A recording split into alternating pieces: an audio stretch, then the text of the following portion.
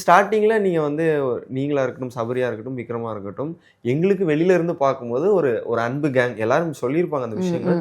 ஒரு gang form பண்ணி அந்த கேங்க்கு நீங்க தான் லீட் பண்ற மாரி ஒரு விஷயங்கள் இருந்துச்சு.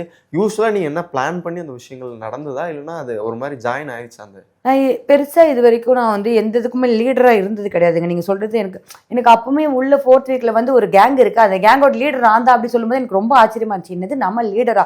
அப்படின்ற மாதிரி எனக்கு இருந்தது. கேங் ஃபார்ம் ஆயிருக்கு. அது எதேர்ச்சியா நடந்த விஷயம். அதுக்கான ஆன்சர் நான் நிறைய கொடுத்துட்டேன். அந்த கேமே ஒரு ஒரு ஒரு குரூப் கேமாக தான் இருந்தது. பார்த்தீங்கன்னா சூப்பர் டிலக்ஸ் வர்சஸ் பிபி அப்படின்னு ஒரு குரூப் கேமா இருந்தது. அதுக்குள்ள நாங்க ஒன்று ஃபார்ம் பண்ணி நடக்குது. அதுல ஒத்த சிந்தனையுடையவங்க சேர்றாங்க. அந்த ஒத்த சிந்தனை என்னவா இருக்கு? அன்பா இருக்கு.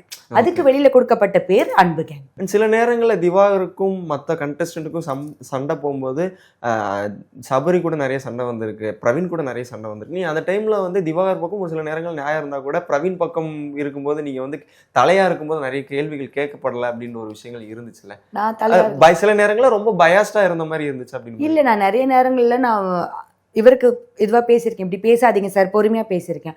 அந்த டைமில் நான் அப்பயுமே நான் அவருக்கு பொறுமையாக தான் பேசினேன்.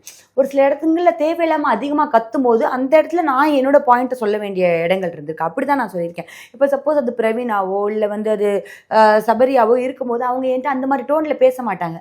அதனால எங்களோட டோனே வேறு மாதிரி இருக்கும். நாங்கள் பேசிக்கிற விஷயங்கள் இங்கே எப்படி ஆகுதுன்னா, கத்தி ஒரு விஷயத்தை பேசும்போது தான் நம்ம கருத்து வைக்கிறோம். அவங்களுக்காக அப்படி இருக்குது. அந்த மாதிரி இல்லை.